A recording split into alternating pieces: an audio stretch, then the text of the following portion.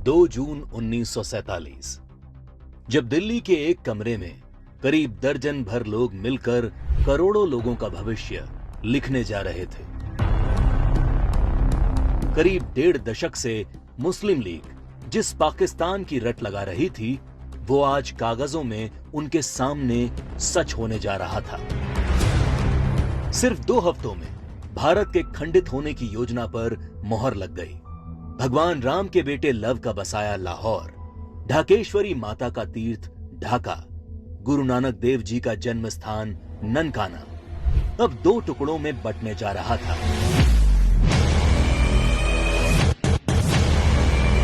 और अगर कोई इस विभाजन की योजना से अनभिज्ञ था, तो वो थी भारत की मासूम और निर्दोष जनता, जिस पर यह विभाजन कहर बनकर टूटने वाला था।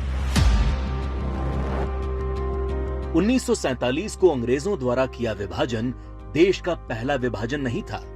अंग्रेज इससे पहले 1905 में भी बंगाल का विभाजन कर चुके थे, लेकिन उस विभाजन का पहले बंगाल में और फिर पूरे देश में इतना मुखर विरोध हुआ कि अंग्रेजों को 1911 में अपना फैसला वापस लेना पड़ा था। विभाजन का जो काम अंग्रेज 1905 में नहीं कर पाए, वो 1947 में करने में कैसे सफल हो गए?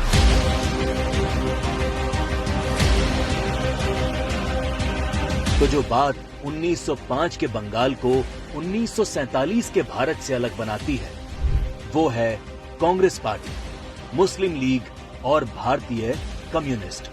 1905 में बंगाल विभाजन के विरोध के बीच ही 1906 में मुस्लिम लीग का जन्म संयुक्त बंगाल के ढाका में हुआ।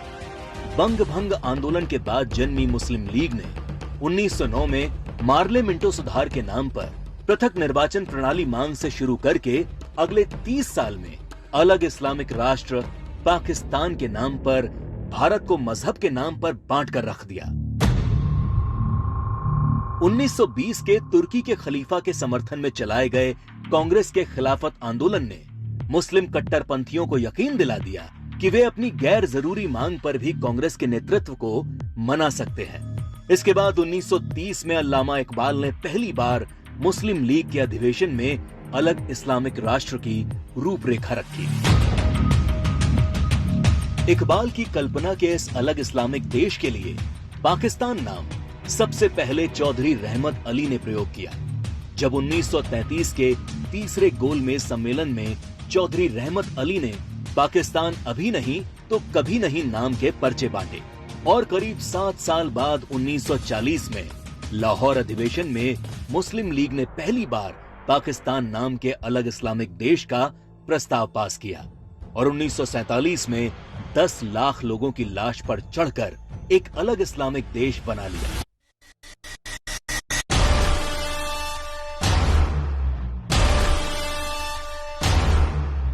और जिस भारत ने 1905 में बंगाल का विभाजन नहीं होने दिया, वो भारत 1947 में भारत विभाजन नहीं रोक पाया, क्योंकि कांग्रेस के जिन नेताओं पर लीग के सामने खड़े होने की जिम्मेदारी थी, उन्होंने अंत समय में बिना भारत के लोगों को विश्वास में लिए विभाजन का प्रस्ताव स्वीकार कर लिया।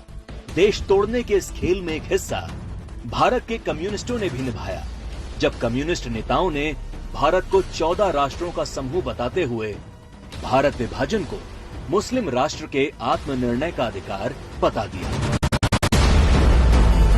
साल 1945 में अग्रणी कम्युनिस्ट सिद्धांतकार कॉमरेड जी अधिकारी ने मुस्लिम लीग की मांग को न्याय संगत बताते हुए एक थीसिस दी। उनके शब्दों में 1940 से कम्युनिस्ट पार्टी ने यह देखना शुरू कर दिया कि तथाकथित सांप्रदायिक समस्या वास्तव में बढ़ती राष्ट्रीयताओं की समस्या है, जिसे आत्मनिर्णय के अधिकार के माध्यम से हल किया जा सकता है। यदि हम इसके प्रगतिशील सार को देखें, तो पाकिस्तान की मांग वास्तव में पंजाब, पठान, सिंध, बलूचिस्तान और पूर्वी प्रांतों की मुस्लिम राष्ट्रीयताओं के क्षेत्रों के आत्मनिर्णय के अधिकार की मांग है।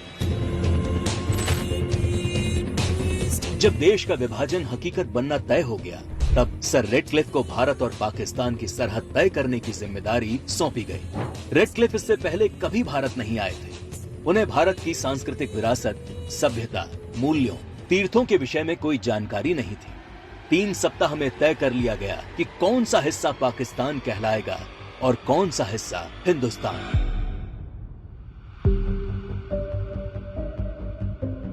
सदियों से एक जैसे इतिहास, भाषा, बोली, खान पान लिए रह रहे लोग, गांव और शहर रातों रात दो देश बन गए। करीब 1.5 करोड़ लोग रातों रात बेघर हो गए और करीब 10 लाख से अधिक लोग इस विभाजन के नाम पर काल के गाल में समा गए। ये विभाजन जिसने आगे चलकर पूर्वी पाकिस्तान में एक नए नरसंहार को जन्म दिया। शहर के शहर रातों रात खंडर में बदल गए। शहर दर शहर दंगे और आगजनी शुरू हो गई। वो लोग जो हवेलियों में रहते थे वो अब रातों रात रिफ्यूजी बन चुके थे। अपना सब कुछ लुटाकर लोग सड़ी गर्मी और बरसात में मीलों तक फैले काफिले हजारों की तादाद में अपनी जान बचाकर चले आ रहे थे। सबसे बुरा हाल महिलाओं का हुआ, जिन्हें इस विभाजन की सबसे क्रूर कीमत चुकानी पड़ी। सैकड़ों महिलाओं का अपहरण और बलात्कार किया गया।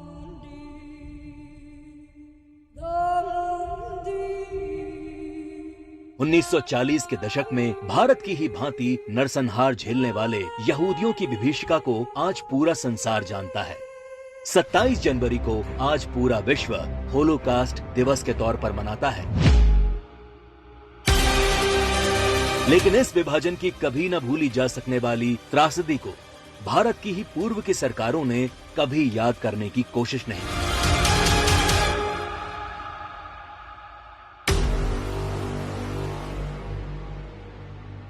विभाजन विभीषिका दिवस 14 अगस्त का दिन विभाजन विभीषिका का स्मरण करने का दिन है। 14 अगस्त का दिन अटल जी की इन पंक्तियों को दोहराने का दिन है। तुम दूर नहीं खंडित भारत को पुनः अखंड बनाएंगे, गिलगित से गारो पर्वत तक आजादी पर्व मनाएंगे। उस स्वर्ण दिवस के लिए आज से कमर कसें, बलिदान करें। जो पाया उसमें खो न जाएं, जो खोया उसका ध्यान करें, जो खोया उसका ध्यान करें।